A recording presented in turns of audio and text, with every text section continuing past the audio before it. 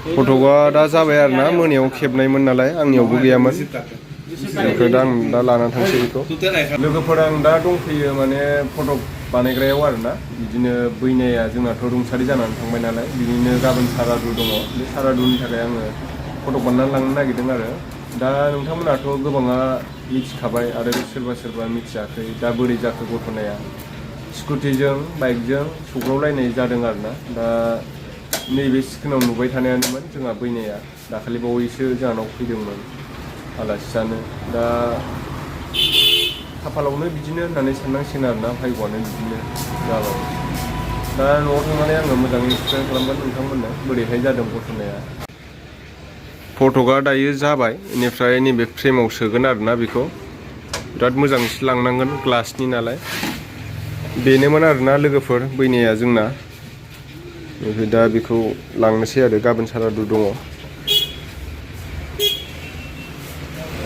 Emergency दा 10 दिन थानांगौमोन खिन्थु रायजोफोरनि खोथा माने गामिनि माबाजोंबो मिलायनो गोनां जायो नालाय दा बेनिखायनो सानबायावनो स्रां स्रिं जाथों होननानै सानबायावनो खालामनाय जासिगोन आरो गाबोननो जानाया मंगलबार बारायाव जादोंमोन बेनिफ्राय आं दा लांनानै हैनोसै होजोंहाय हग्राजुलियावसो नालाय बिहावनि न'आ खावब्ला सेन्टार खाथियाव 1 नं सिबियारि बेहाय लांगोन आं दायो लोगोफोर आं दाखालिनिफ्रायनो टेनसनाव दंमोन बिनि थाखायनो आङो भिडिअखौ लाबोनो हायाखैमोन आरोना आरो जोंहा बिराद गिदिर घटना जानानै थांबाय जोंनि न'खराव जोंनि फेमिलियाव दा आंनिनो बिबोनां असे आंनि बैनाय आरो हाम्फेनि फंबाय असे बे बुहुमाव गैलिया रुंसारि जानानै थांबाय दाखालि थांनाय मंगलबारै आंनि बैनायजों गावनि मोजां मोननायखौबो लाना फैफादोंमोन बियो रिमि बसुमतारी बेबो माने बे बुहुमाव गैलिया आरो दा बेजों आंनि बैनायजों देरहासार बसुमतारी आंनि बैनायनि नामा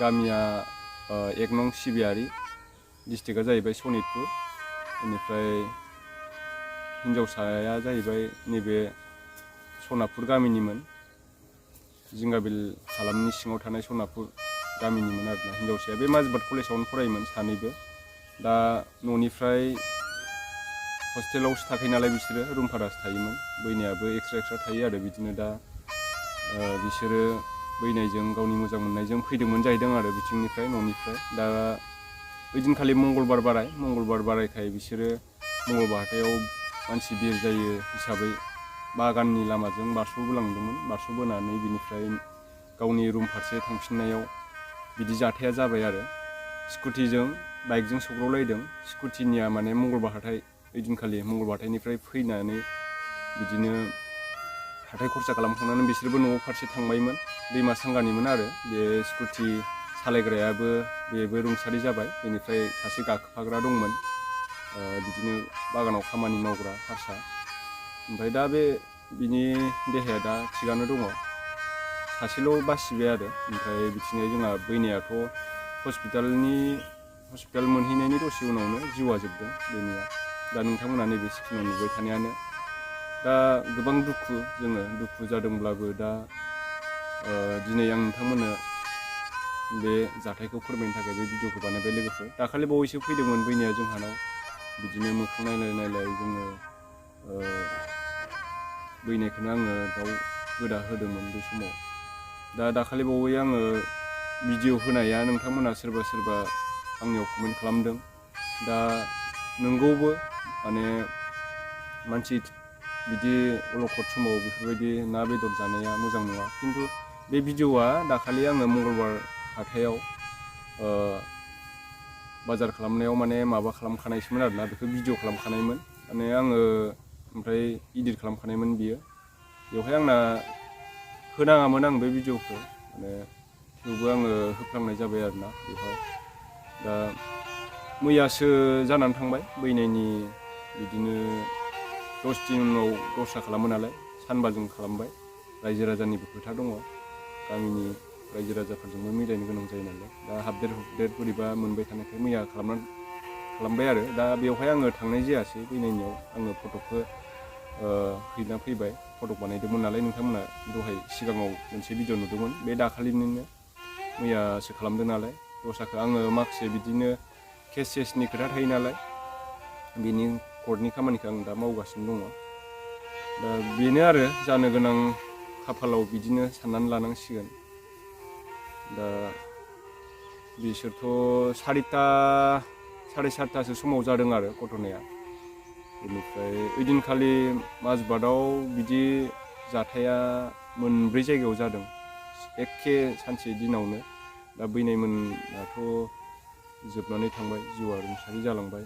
आसा खालामो आंनि नायगिरि नोंथांमोना बैनायनि थाखाय आरो बे नानिनि हिन्जावसानि थाखाय आनान गसाइ अबंलावरिनाव बोर बिनानै जाहाथे बिसिनि आत्माफोरा मोजाङै सोरगोआव आलो गोजोन थाहैनो हाथों, बेखौ आङो लुबैयो। दा बेनो आरोना, दा स्टुडेन्ट लाइफ, गोबां बिमा बिफायाबो दुखु थायो, गावनि फिसाखौ खांबाय बाबाय। दा बेफोरबायदि सिमां बायदि जाथाय जानानै थांबाय आरोना जोंनि गेजेराव। दा हेलमेटखौलाय बियो न'निफ्राय लानानै फैदोंमोन, माइरं साइरंसो लाना फैदोंमोन बैनाया। बेनिफ्राय बे ससेयाव बिदि जाफैबाय आरोना। दा सोरखौ जोङो दाय हमगोन? गाव एकदम मुखामुखि जादों आरो बिसोरबो स्कुटिजों माने अभारटेक, बिदिनो मोसौना सोरनि खोथाखौ लानो, दा सोरबा बुङो मोसौ बारस'दों, सोरबा बुङो दाम्पार खाथियाव दङ। आंबो डाइरेक्ट स्पट जानाय जाथायखौ नुनो मोनाखैथ'।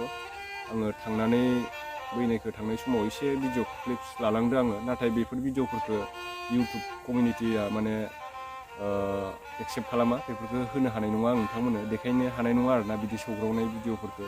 माखासे थै रना गनायफोरखौ इउटुबा माने गनाया, बेफोरखौ देखायनो हानाय नङा आं नोंथांमोननो। दा बेफोरबायदि जादों आरोना जायगायावनो, माने जाथाय जानाय समाव भिडिअ खेबनायासो सिगां जाग्रो माखासे सुबुंफोरा आरो, खिन्थु बेखौ हस्पिटालाव लांनांगौ, बेखौ माबानांगौ, बेफोरबायदि रावबो साना। आरो गिनोबो गोनां, किसुमान माने दायफोरखौ लिरथायनायनि माबा थायो नालाय। दा बेनिखायनो बेफोरबायदि सौग्रावलायनायफोरखौ बाथाय माने गोबां मानसिफ्रानो थाब माबा खालामा आरोना, दैखांनानै हस्पिटालफ्राव लाङा। दा भायग'आनो बेनोमोनदां, बिदि साननानै लानांसिगोन आरोना। दा जियानो जादोला जानानै थांबाय। दा जों जेसेबांनाखि आंनि साबसक्राइबार भिउवार्स नोंथांमोन दं, आंखौ अनसायो। दा नोंथांमोनहाबो हानायसिबांखौ हेलमेट, गारिफोर सालायब्लाबो हेलमेट लाब्लानो जाबाय। दा बिसोरो हेलमेटखौ लादों लायाखैमोन, आखायावसो लादोंमोन ना खर'आवसो गानदोंमोन, बेखौथ' जों बुंनो हाला। रावबो डाइरेक्टलि मेगनजों नुवाखै। दा आयेन बायदियै आङो आयेननि खामानिखौ मावगासिनो दङ। दा जिनाखि सरकारनिफ्राय जि मोनो, न'खराबोथ' बहुद माने गेरेबनाय। जोंहा बिहाव फिसायाबो गुबुनावसो खामानि मावनो थाहैयोमोन, बिदिनो गिदिर कम्पानियावसो थाहैयोमोन नालाय। दा बेनो आरो, माबा मोनसे अनसुंथाइ मोनोब्ला मोजां जागौमोन। दा जिनाखि जानानै थांबाय जाथायाथ'। दा बेखौनो आं नोंथांमोननो क्लियारलि खिन्थानाय जाबाय आरो लोगोफोर। माने बैनायमोना न'निफ्राय फैदोंमोन, रुमाव फारसे थांबाय थादोंमोन। घटनाया मंगलबार खालि जादों, थांनाय मंगलबारै। बेनिफ्राय घटना जानाय समावथ' बोरै भिडिअ बानायनो, नङा होमबा लोगोफोर? माने गोसोआनो जाखाया। आरो नोङो नोंनि जाथाय जानायखौ नोंनि न'खरनि मानसिखौसो हेल्प खालामनो ना नोङो भिडिअसो बानायनो? नोंथ' जिबनखौथ' बासायथारनांगोन ना। बेफोरबायदि साननानै आङो माने बैनायखौ नाजादोंमोन हानायसिबांखौ ट्रिटमेन्ट होनो, खिन्थु लाखिनो हायासै आरोना। दा दुखुनि समखाय आङो भिडिअखौनो बानायनो गोसो जायाखैमोन लोगोफोर। अब्लाबो आङो दिनै माने नोंथांमोननो खुला खुलि खोथाखौ खिन्थानो थाखाय आं बे भिडिअखौ बानायबाय। दा बेवहाय जोङो जाथायथ' जानानै थांबाय, रावखौबो दाय हमनानै जेबो लाबालाब जानाय नंला। गासिबो स्कुटि सालायग्रायाबो बर'आनोमोन।